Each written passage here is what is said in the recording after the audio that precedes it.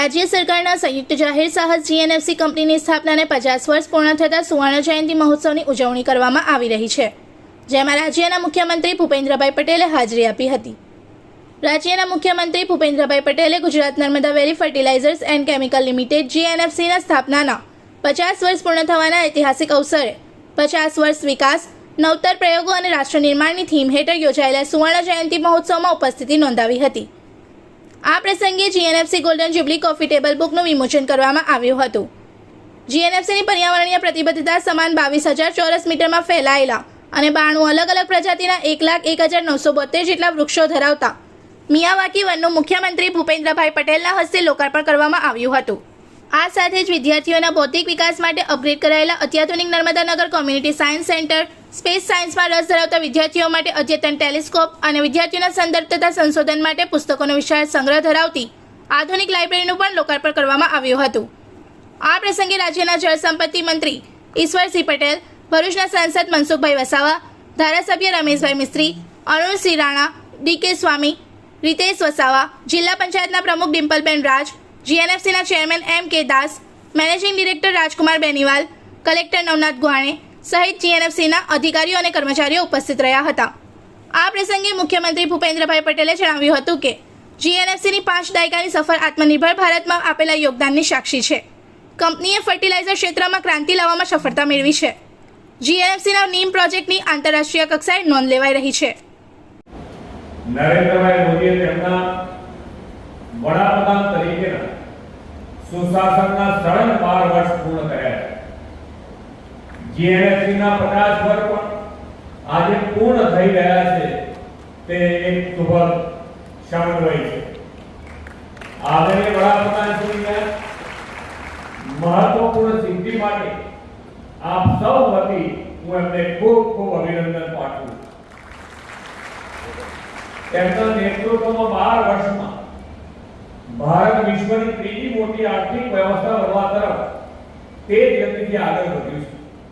આ વિકાસ યાત્રામાં દેશના PSUનો પણ મહત્વનો ફાળો રહ્યો છે।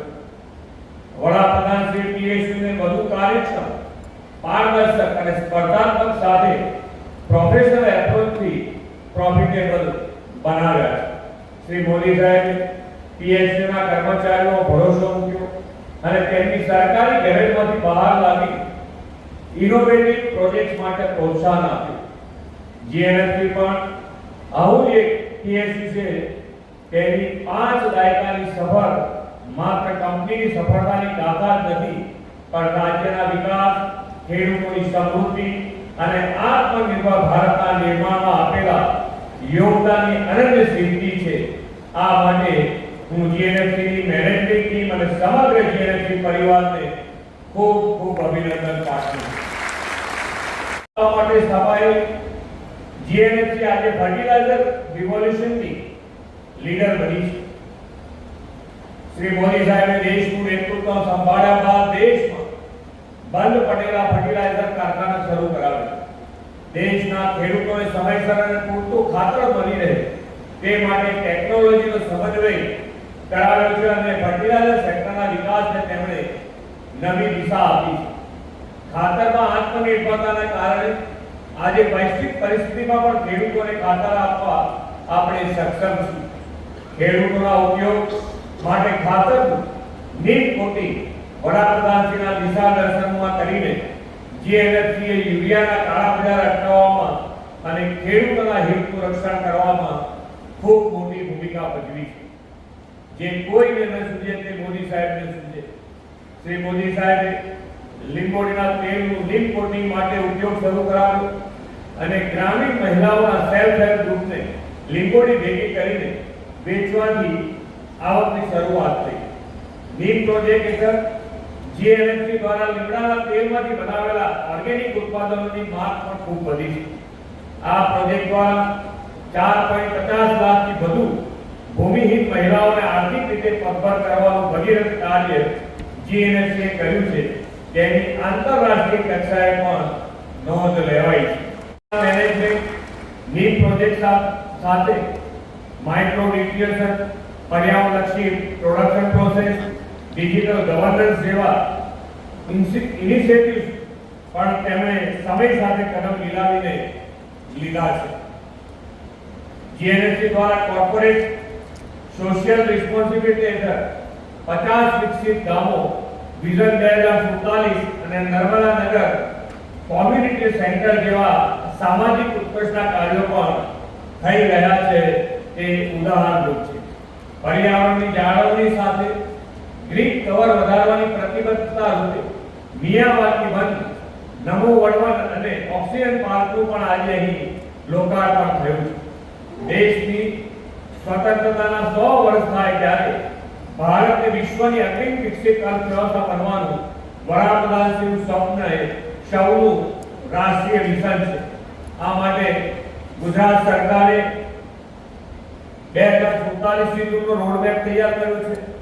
આ રોડમેપ અંતર્ગત આપણે 6 જુદા જુદા ઝોન ગુજરાતના બનાવ્યા છે અને આ 6 ઝોનમાં સેક્ટર સ્પેસિફિક કયા સેક્ટરમાં હજુ પણ 2047 સુધીમાં ક્યાં સુધી વધી શકાય એ બધા જ રોડમેપ સાથે તૈયાર છે. અને આજે તમે અહીંયા આગળ જીએનએફસી ની પણ આ ફિલ્મ જોઈ, એની અંદર તમે બરોબર તમારું ધ્યાન હતું કે નતું, પણ મારું ધ્યાન હતું કે તમે પણ 47 સુધીનો રોડમેપ તૈયાર કર્યો છે ને અત્યાર સુધી જે તમારી જર્ની છે એના કરતા 10 ગણી સ્પીડે તમે આગળ વધવાની તૈયારી કરી. 7000 કરોડ ઉપર છો એ તમે 2047 સુધીમાં 70000 કરોડ રૂપિયા સુધી પહોંચવાનો.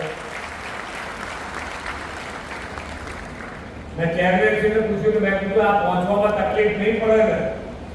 મને એમણે એવું કીધું કે અહીંયા સામે બેઠેલો આખો પરિવાર છે અને એ પરિવાર એકદમ પરિવાર ભાવનાથી આ કંપની પોતાની કંપની સમર્પણ ભાવથી આ કામ થઈ રહ્યું છે. એટલે ક્યાંય હજુ આજ સુધી પહોંચી વળાશે, કદાચ એનાથી વધારે આગળ પહોંચશે. એટલે તમે બધાએ જે રીતે જીએનએફસી અત્યાર સુધી આગળ વધારી છે, હજુ મજબૂતાઈથી જે માનનીય વડાપ્રધાનશ્રી જે વિકસિત ભારતનો સંકલ્પ છે એ વિકસિત ભારત માટે વિકસિત ગુજરાત તૈયાર છે અને વિકસિત ગુજરાત માટે જીએનએફસી તૈયાર છે. આવો આપણે સૌ સાથે મળીને આગળ વધીએ. એ અભ્યાસના સાથે બિલકુલ ભારત માતા કી જય, વંદે માતરમ, जय जय गरीब। मैं आप सभी का हार्दिक स्वागत करता हूं और इस समारोह में अपनी अमूल्य उपस्थिति एवं समय देने के लिए आपका हृदय से आभार व्यक्त करता हूं। जीएनएफसी की स्वर्ण जयंती के अवसर पर इस विशिष्ट सभा को संबोधित करना मेरे लिए सौभाग्य की बात है। निरंतर विकास, राष्ट्र निर्माण और मूल्य सृजन के 50 वर्ष जो पूरी तरह से गुजरात की मिट्टी में निहित हैं। जीएनएफसी की स्थापना 1976 में भारत की खाद्य सुरक्षा को मजबूत करने के एक स्पष्ट दृष्टिकोण के साथ की गई थी। हमने भरूच में दुनिया के सबसे बड़े single stream ammonia urea complex के रूप में शुरुआत की और 5 दशकों में उर्वरकों, रसायनों और डिजिटल समाधानों के क्षेत्र में लगातार विस्तार किया। अपने मूल में जीएनएफसी भारतीय किसान के लिए प्रतिबद्ध है।